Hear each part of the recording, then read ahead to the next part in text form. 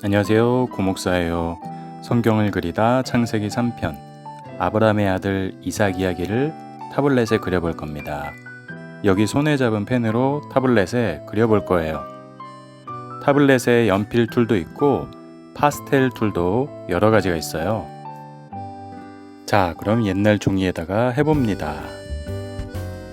이삭의 머리 스케치부터 하면 참 쉽죠? 피곤에 지친 일상에 찾아온 주님의 선물 이삭. 불임, 미래를 보장할 수 없는 절망 가운데 엄마 사라가 놓여 있었는데요. 그런데 이상하죠? 불임의 상황에서 하나님의 말씀이 임해요. 불임에 관한 이야기가 이제는 약속의 자손이 출생하는 쪽으로 진행돼요. 창세기 21장에 보면 여호와께서 말씀하신 대로 사라를 돌보셨고 여호와께서 말씀하신 대로 사라에게 행하셨으므로 사라가 임신하고 하나님이 말씀하신 시기가 되어 노년의 아브라함에게 아들을 낳으니 아브라함이 그에게 태어난 아들 곧 사라가 자기에게 낳은 아들을 이름하여 이삭이라 하였고 그 아들 이삭이 난지 8일 만에 그가 하나님이 명령하신 대로 할례를 행하였더라. 아브라함과 사라의 나이 많고 피곤에 지친 일상 속에서 하나님을 경험하게 됩니다. 이삭의 출생은 예전에 약속된 거예요. 창세기 18장에서 내년 이맘때에 아들이 있으리라고 하셨었죠. 그런데 아브라함의 후손은 우리가 계획하는 방식으로는 성취되지 않습니다. 사라는 계획을 해요. 여기에 문제가 있어요. 여기에 함정이 있습니다. 사라가 계획적으로 하갈을 침대 속으로 보내주지만 그래서 태어난 이스마엘 때문에 모두가 힘들어져요. 믿음의 조상 아브라함조차도 종의 몸에서 난 아들을 쉽게 떠나보내지 못해요. 이 믿음의 조상조차도 하나님의 약속으로부터 후퇴합니다. 이삭이 태어난다는 예언을 들었을 때 엄마 사라는 웃었습니다.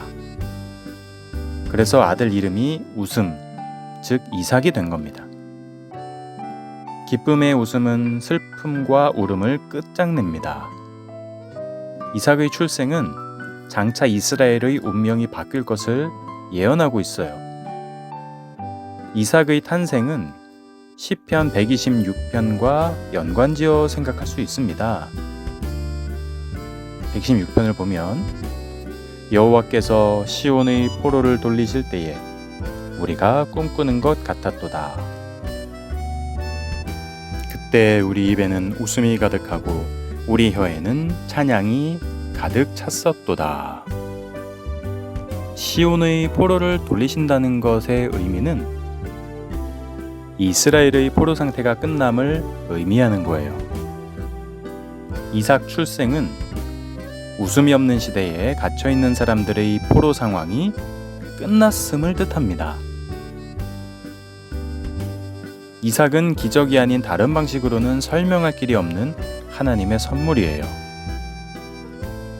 그리고 이스마엘은 교묘한 결정과 계획에 의해 얻은 아들입니다.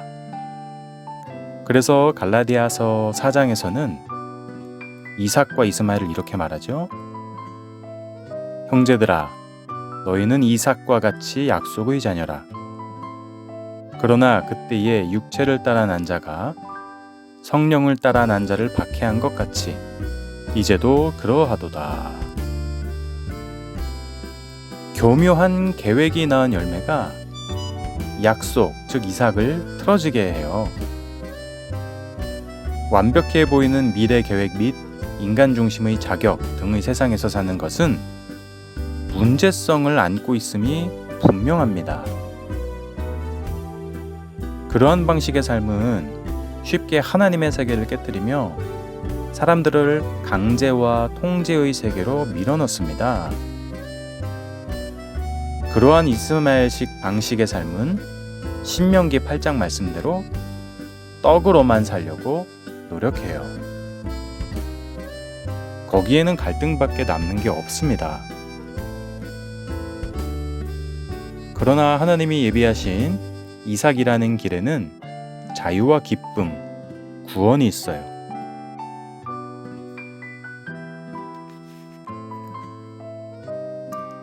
자, 이삭의 얼굴이 점점 완성되어 갑니다.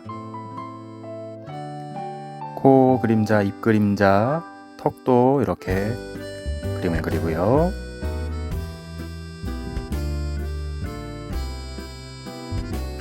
자, 오늘은 여기까지 그려볼게요.